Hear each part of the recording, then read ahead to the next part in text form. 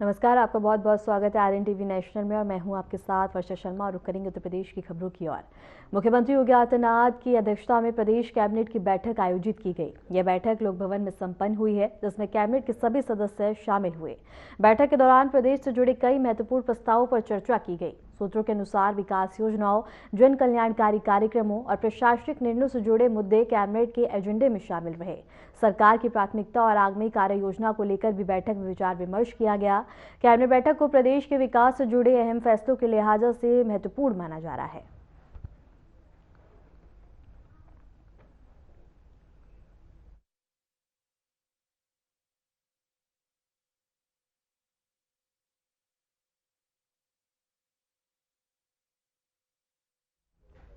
तो वहीं सरकार की 2026 की पहली कैबिनेट बैठक लोक भवन में संपन्न हुई। बैठक की अध्यक्षता मुख्यमंत्री योगी आदित्यनाथ ने की है। बैठक में कैबिनेट मंत्री और राज्य मंत्री मौजूद रहे। बैठक शुरू होने से पहले मंत्रियों ने मीडिया से बातचीत की और सरकार के एजेंडे को लेकर संकेत दिए। पर्यटन मंत्री जयवीर सिंह, राज्य मंत्री दानिश आजाद अंसारी ने अपने अपने विभागों से जुड़े मुद्दों पर प्रतिक्रियाएं दी हैं।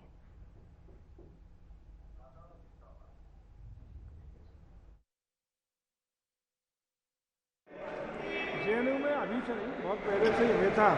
तमाम राष्ट्र विरोधी ताकतों ने सिर उठाया, नारेबाजी हुई है, तमाम बातें हुई हैं। इन चीज़ पर विराम लगना चाहिए और निश्चित रूप से इसका संज्ञान भारत। विकसित भारत का संकल्प अगर प्रधानमंत्री नरेंद्र मोदी जी ने लिया है तो इसमें देश की जन जन की सहभागिता है। आज आप देखिए, खासतौर पर अल्पसंख्यक समाज की बात की जाए तो देश का अल्पसंख्यक समाज तरक्की और तालीम की तरफ आगे बढ़ रहा है, रोजगार की तरफ आगे बढ़ रहा है, सिविल सर्विसेज में हमारा पार्टिसिपेशन बढ़ रहा है।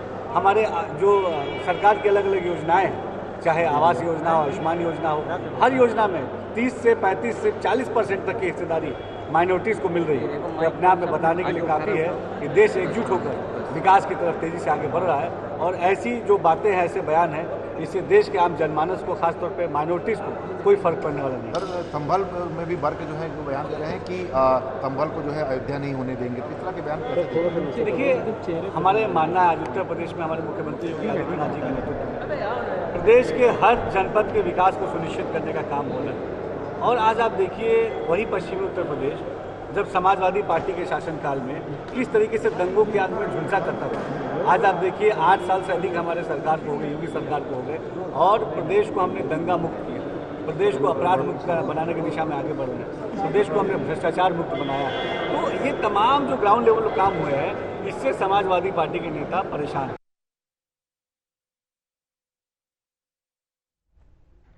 मुख्यमंत्री योगी आदित्यनाथ ने हिमाचल प्रदेश के पूर्व मुख्यमंत्री जयराम ठाकुर को उनके जन्मदिन पर हार्दिक शुभकामनाएं दी। सीएम योगी ने सोशल मीडिया प्लेटफॉर्म एक्स पर कहा कि हिमाचल प्रदेश के पूर्व मुख्यमंत्री जयराम ठाकुर जी को उनके जन्मदिन की हार्दिक बधाई।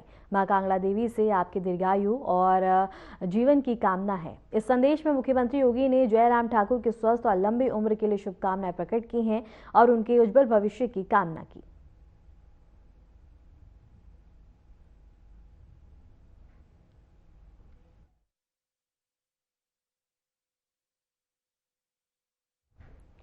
और इसके साथ ही बता दें कि लखनऊ को पर्यटन को बढ़ावा देने के उद्देश्य से इलेक्ट्रॉनिक डबल डेकर बस की सौगात मिली है। पर्यटन मंत्री ने चौराहे से लखनऊ दर्शन के लिए इस डबल डेकर बस को हरी झंडी दिखाकर रवाना किया। यह electronic double decker bus Lucknow के प्रमुख पर्यटन स्थलों का भ्रमण कराएगी। अधिकारियों के अनुसार 7 जनवरी से नियमित बस सेवा शुरू होगी और बस सेवा का किराया बता दें कि 500 रुपये और बच्चों के लिए 400 रुपये निर्धारित किया गया है। पर्यटन मंत्री ने कहा कि इस पहल से लखनऊ में पर्यटन को बढ़ावा मिलेगा और शहर की ऐतिहासिक और सांस्कृतिक धरोहर से पर्यटकों को बेहतर तरीके से परिचित होने का अवसर मिलेगा। यह बस सेवा पर्यावरण के अनुकूल होने के साथ साथ आधुनिक सुविधाओं से भी लैस है।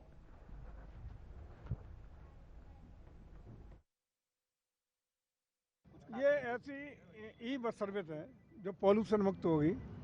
सुबह शाम 2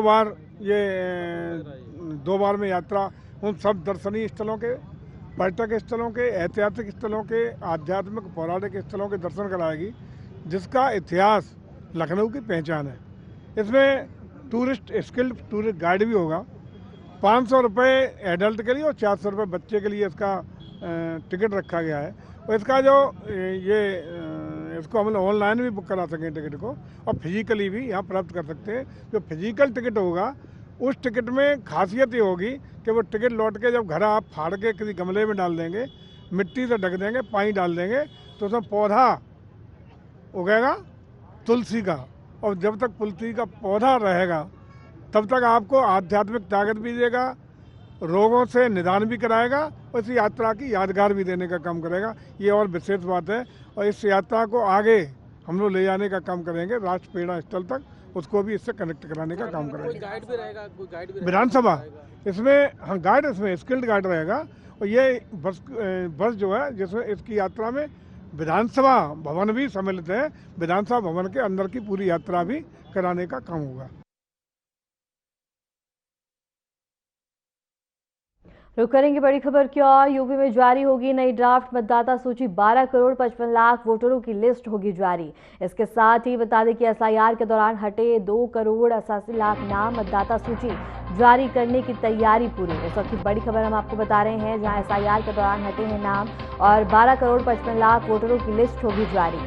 इस वक्त की बड़ी खबर आपको बता दें, यूपी में जारी होगी नई ड्राफ्ट मतदाता सूची, 12 करोड़ 55 लाख वोटरों की लिस्ट इसमें जारी और एसआईआर के दौरान कई नाम हटे, मतदाता सूची जारी करने की तैयारी पूरी कर ली गई है। इस वक्त की बड़ी खबर हम आपको बता रहे हैं, जहां ड्राफ्ट सूची अब जारी होगी और इसके साथ ही बता दें कि सूची जारी करने की तैयारियां पूरी कर ली गई हैं। 12 करोड़ 55 लाख वोटरों की मतदाता सूची, यूपी में जारी होगी नई ड्राफ्ट मतदाता सूची, 12 करोड़ 55 लाख वोटरों की लिस्ट होगी जारी। इसके साथ ही मतदाता सूची जारी करने की तैयारियां पूरी कर ली गई हैं।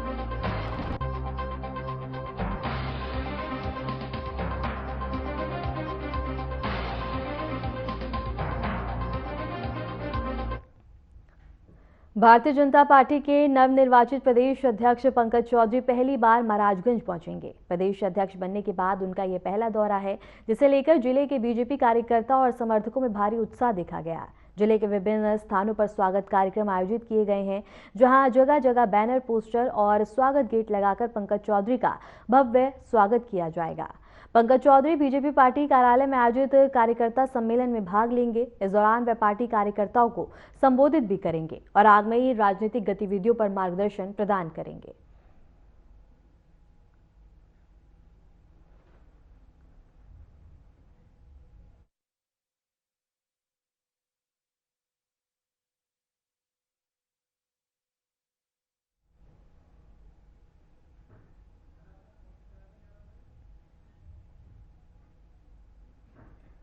और पंकज चौधरी पहुंचेंगे महाराजगंज, जहां उनके भव्य स्वागत को लेकर तमाम तैयारियां की गई हैं। भारतीय जनता पार्टी के नवनिर्वाचित प्रदेश अध्यक्ष पंकज चौधरी पहली बार महाराजगंज पहुंचेंगे। प्रदेश अध्यक्ष बनने के बाद उनका ये पहला दौरा है, जिसे लेकर बीजेपी कार्यकर्ताओं और समर्थकों में भारी उत्साह देखा गया। जिले के विभिन्न स्थानों पर स्वागत कार्यक्रम आयोजित किए गए हैं, जहां जगह जगह बैनर, पोस्टर और होर्डिंग्स और स्वागत गेट लगाकर पंकज चौधरी का भव्य स्वागत किया जाएगा। पंकज चौधरी बीजेपी पार्टी कार्यालय में आयोजित कार्यकर्ता सम्मेलन में भाग लेंगे। इस दौरान बता दें कि वे पार्टी कार्यकर्ता को संबोधित करेंगे और आगामी राजनीतिक गतिविधियों पर मार्गदर्शन प्रदान करेंगे।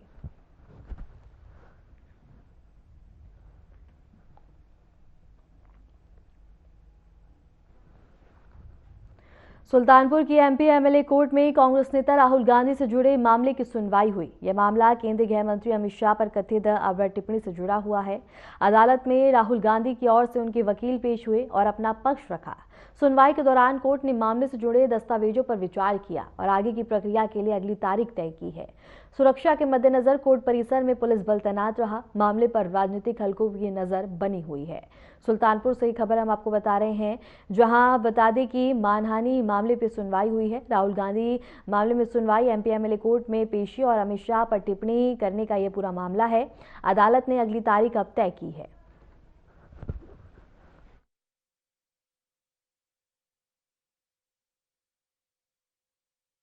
और इसके साथ ही बता दें कि परिसर में तमाम व्यवस्था की गई, पुलिस बल तैनात रहा। सुल्तानपुर की एमपी एमएलए कोर्ट में कांग्रेस नेता राहुल गांधी से जुड़े मामले की सुनवाई हुई। यह मामला केंद्रीय गृह मंत्री अमित शाह पर अपमानजनक टिप्पणी से जुड़ा हुआ है। अदालत में राहुल गांधी की ओर से उनके वकील पेश हुए और अपना पक्ष रखा। सुनवाई के दौरान कोर्ट ने मामले से जुड़े दस्तावेजों पर विचार किया और आगे की प्रक्रिया के लिए अगली तारीख तय की है। सुरक्षा के मद्देनजर कोर्ट परिसर में पुलिस बल तैनात रहा। मामले पर राजनीतिक हलकों की भी अब नजर बनी हुई है।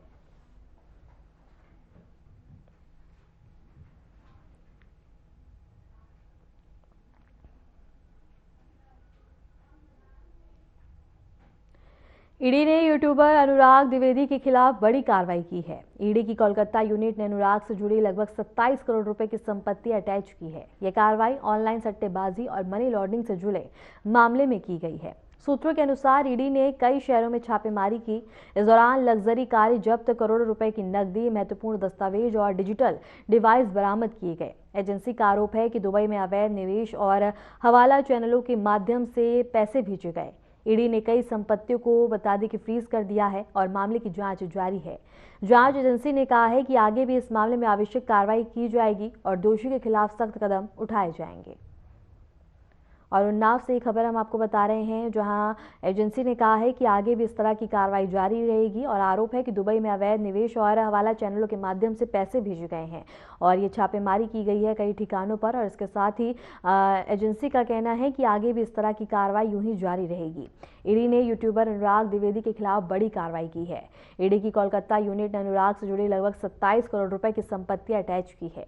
यह कार्रवाई ऑनलाइन सट्टेबाजी और मनी लॉन्ड्रिंग से जुड़े मामले में की गई है।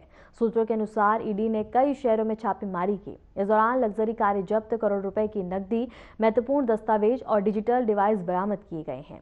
एजेंसी का आरोप है कि दुबई में अवैध निवेश और हवाला चैनलों के माध्यम से पैसे भेजे गए। ईडी ने कई संपत्तियों को फ्रीज कर दिया है और मामले की जांच जारी है। जांच एजेंसी ने कहा है कि आगे भी इस मामले में आवश्यक कार्रवाई की जाएगी और दोषियों के खिलाफ सख्त कदम उठाए जाएंगे।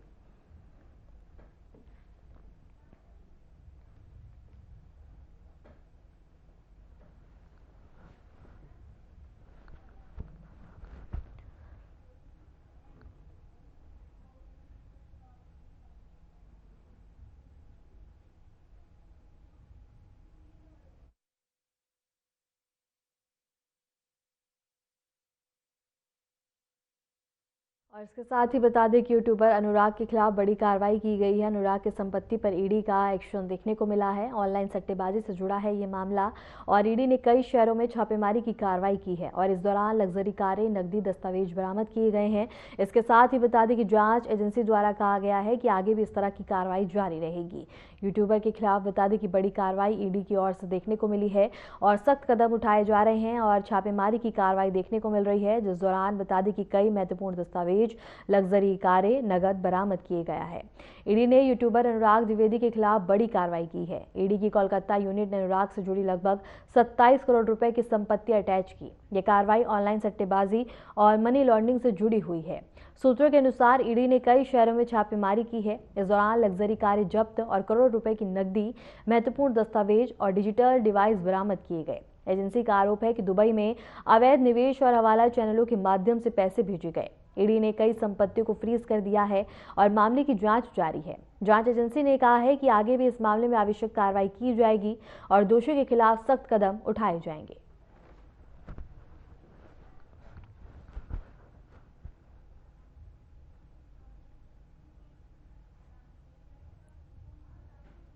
केजीएमयू में जबरन धर्मांतरण के मामले में आरोपी डॉक्टर अजीम मलिक की तलाश अब तेज कर दी है। पुलिस ने डॉक्टर मलिक पर घोषित इनाम की राशि 25,000 से बढ़ाकर 50,000 रुपए कर दी है। आरोप है कि मलिक ने एक महिला डॉक्टर का जबरन धर्म परिवर्तन कराया था।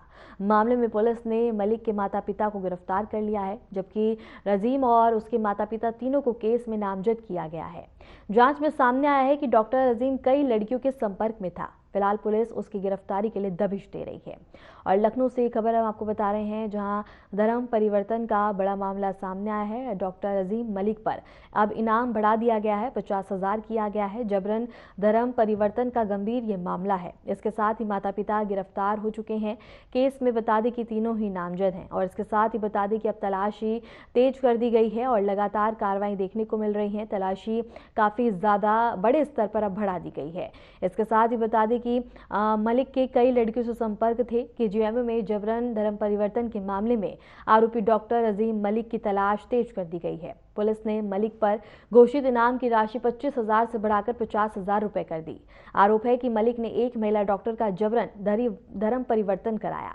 मामले में पुलिस ने मलिक के माता पिता को गिरफ्तार कर लिया है, जबकि रजीम और उसके माता पिता तीनों को केस में नामजद किया गया। जांच में सामने आया है कि डॉक्टर कई लड़कियों के संपर्क में था। फिलहाल पुलिस उसकी गिरफ्तारी के लिए लगातार दबिश दे रही है।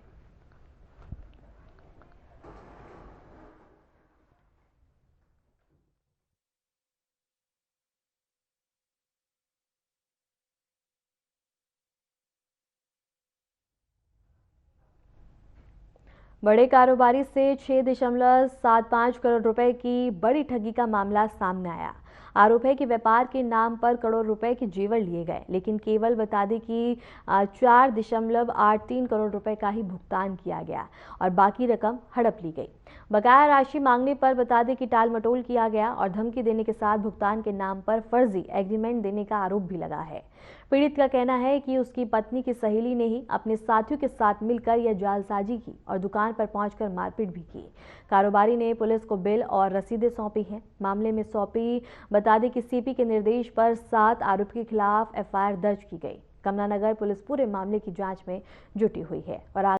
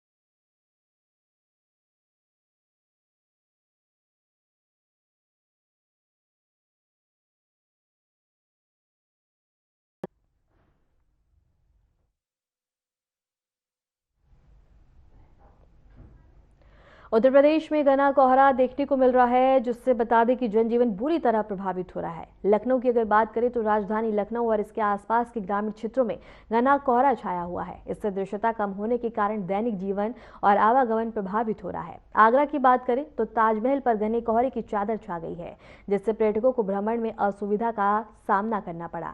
दृश्यता बेहद कम होने के कारण स्मारक का नजारा भी प्रभावित हुआ है। तो वहीं कानपुर की बात करें तो जिले में घना कोहरा छाया हुआ है, जिससे दृश्यता में भारी कमी आई। रविवार को न्यूनतम तापमान 3.2 डिग्री सेल्सियस दर्ज किया गया, जो राज्य का सबसे कम तापमान है। मऊ में भी घना कोहरा छाया रहा, दृश्यता 2 मीटर से कम हो गई और एयर क्वालिटी इंडेक्स 160 पर दर्ज किया गया। फर्रुखाबाद में भी जिले में घना कोहरा छा गया है, जिससे दृश्यता केवल 8 से 10 मीटर तक रह गई है। न्यूनतम तापमान 9 डिग्री सेल्सियस दर्ज किया गया। मथुरा में भी देर रात से घना कोहरा छाया हुआ है, जिससे दैनिक जीवन प्रभावित हो रहा है। हाईवे पर वाहन चालकों को कम दृश्यता के कारण मुश्किलों का सामना करना पड़ रहा है। और ये तस्वीरें हम आपको दिखा रहे हैं। पहली तस्वीर आगरा की है, दूसरी कानपुर की, तीसरी फर्रुखाबाद, चौथी मऊ, पांचवी मथुरा, छठी लखनऊ। और इन 6 तस्वीरों में आप देख सकते हैं कि घने कोहरे का प्रकोप किस तरह से देखने को मिल रहा है। और इन बता दें कि येलो अलर्ट जारी किया है और सड़कों पर दृश्यता बेहद ही कम हो गई है, जिससे बता दें कि यातायात बुरी तरह प्रभावित हुआ है। सड़कों पर वाहनों की आवाजाही के लिए काफी ज्यादा चालकों को परेशानी का सामना करना पड़ रहा है। लोग अलाव का सहारा लेते हुए नजर आ रहे हैं। 7 जिलों में येलो अलर्ट जारी किया है। 2 दिन ठंड से बता दें कि राहत भी मिल सकती है, लेकिन फिलहाल के लिए आप इन तस्वीरों में देख सकते हैं कि किस तरह से घना कोहरा छाया है। रास्तों पर अब बता दें कि वाहनों की रफ्तार धीमी सी हो गई है और संख्या भी काफी कम देखने को मिल रही है और लोग अलाव का सहारा लेते हुए नजर आ रहे हैं। अगर आप देखें तस्वीरों में तो किस तरह से घना कोहरा छाया है और दृश्यता बेहद ही कम हो गई है और लोगों को आने जाने में काफी ज्यादा परेशानी का सामना करना पड़ रहा है। कि घना कोहरा छाया है, जिससे यातायात बुरी तरह से प्रभावित हुआ है और सड़कों पर वाहनों की आवाजाही में परेशानी हो रही है। चालक परेशान हैं और इसके साथ ही बता दें कि 7 जिलों में येलो अलर्ट भी जारी किया गया है और जनजीवन बुरी तरह प्रभावित हुआ है। उत्तर प्रदेश में घने कोहरे का कहर देखने को मिल रहा है। बात अगर लखनऊ की तस्वीर की करें तो आप साफ देख सकते हैं कि किस तरह से दृश्यता और आसपास के ग्रामीण क्षेत्रों में भी घना कोहरा छाया है। इससे दृश्यता कम होने के कारण दैनिक जीवन और आवागमन प्रभावित हुआ है। तो वहीं आगरा की भी तस्वीर हम आपको दिखा रहे हैं और इस तस्वीर से स्पष्ट होता है कि घना कोहरा और चादर किस तरह से छाई है, जिससे पर्यटकों को भ्रमण में असुविधा का सामना करना पड़ा। दृश्यता बेहद कम होने के कारण स्मारक का नजारा भी प्रभावित हुआ है। तो वहीं कानपुर की भी तस्वीर हम आपको दिखा रहे हैं। जिले में घना कोहरा छाया है, जिससे दृश्यता में भारी कमी आई है। रविवार को न्यूनतम तापमान 3.2 डिग्री सेल्सियस दर्ज किया गया, जो राज्य का सबसे कम तापमान है। वहीं मऊ की भी बात करें तो यहाँ पे भी घना कोहरा छाया है, दृश्यता 2 मीटर से कम हो गई है। वहीं एयर क्वालिटी इंडेक्स 160 पर दर्ज किया गया। फर्रुखाबाद में भी जिले में घना कोहरा छा गया है, जिससे दृश्यता केवल 8 से 10 मीटर रह गई। न्यूनतम तापमान 9 डिग्री सेल्सियस दर्ज किया गया। मथुरा में देर रात में बता दी घना कोहरा छाया हुआ है, जिससे दैनिक जीवन प्रभावित हो रहा है। हाईवे पर वाहन चालकों को कम दृश्यता के कारण मुश्किलों का सामना करना पड़ रहा है।